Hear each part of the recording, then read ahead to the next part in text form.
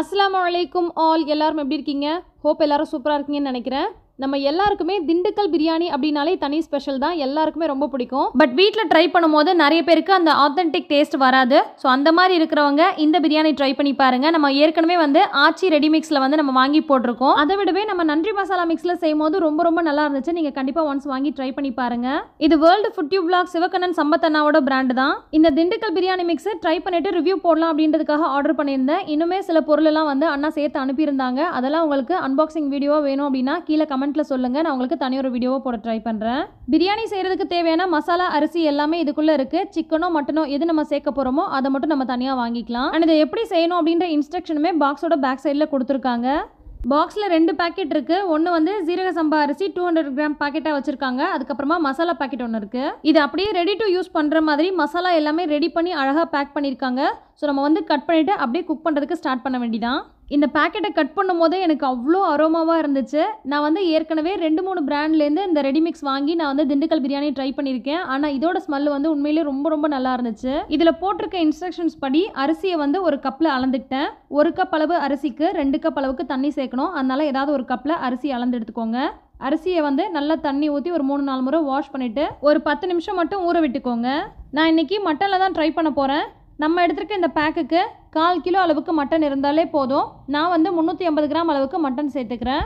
சிக்கனாக இருந்தால் நம்ம வேக வச்சு எடுத்து செய்யணும் அப்படின்ற அவசியம் கிடையாது, அப்படியே சேர்த்துக்கலாம். ஆனால் மட்டன் அப்படின்றதுனால ஃபஸ்ட்டே நம்ம வேக வச்சு எடுக்கணும். அதனால் இது கூட 1/2 டீஸ்பூன் அளவுக்கு இஞ்சி பூண்டு விழுது, கொஞ்சமாக உப்பு, ஒரு 1/2 கப் அளவுக்கு தண்ணி சேர்த்துட்டு நல்லா இது கலந்து விட்டுட்டு மூடி போட்டு நல்லா ஒரு 7-8 விசில் போல் விட்டு வேக வச்சு எடுத்துக்கோங்க. நல்ல இளம் ஆட்டுக்கறியாக இருந்துச்சுன்னா 4-5 விசில் விட்டாலே போதும். ஒரு வேளை வேகலை அப்படின்னா எக்ஸ்ட்ராவாக 2 விசில் விட்டுக்கோங்க. இப்போ வேக வச்சிருக்க மட்டனை ஒரு கிண்ணத்தில் எடுத்து மாற்றிக்கலாம். இந்த தண்ணியோடவே சேர்த்து ஒரு கிண்ணத்தில் வச்சுக்கோங்க.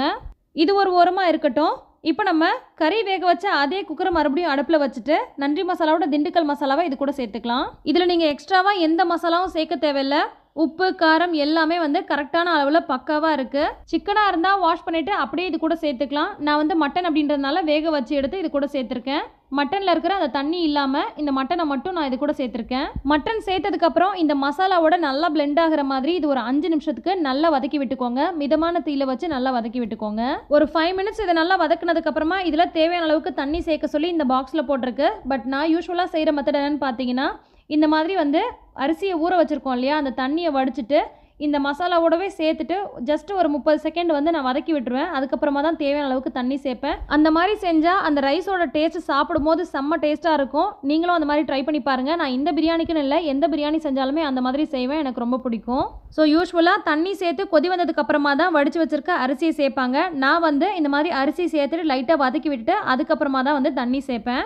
நீங்கள் இந்த 2 மெத்தட்லையும் ட்ரை பண்ணி பாருங்கள். எது டேஸ்ட்டாக வந்துச்சு அப்படின்றத எனக்கு கீழே கமெண்ட்டில் சொல்லுங்கள்.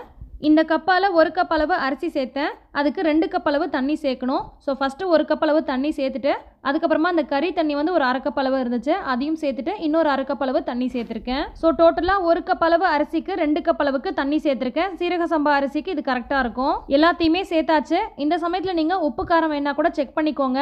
நான் மட்டன் வேக வைக்கிறதுக்கு மட்டும் கொஞ்சமாக உப்பு சேர்த்தேன். அதுவே கொஞ்சம் உப்பு கூட இருக்கிற மாதிரி தெரியுது.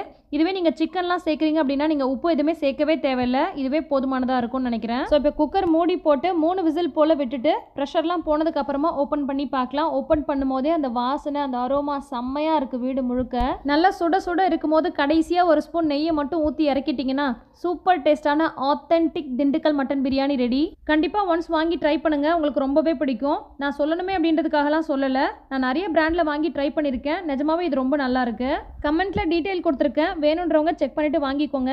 ஸோ இந்த வீடியோ உங்களுக்கு ரொம்பவே பிடிச்சிருக்கும்னு நினைக்கிறேன். பிடிச்சிருந்தா லைக் பண்ணுங்கள், நிறைய ஷேர் பண்ணுங்கள், மறக்காமல் சப்ஸ்கிரைப் பண்ணி ஃபாலோ பண்ணுங்கள். அஸ்ஸலாமு அலைக்கும், பாய்.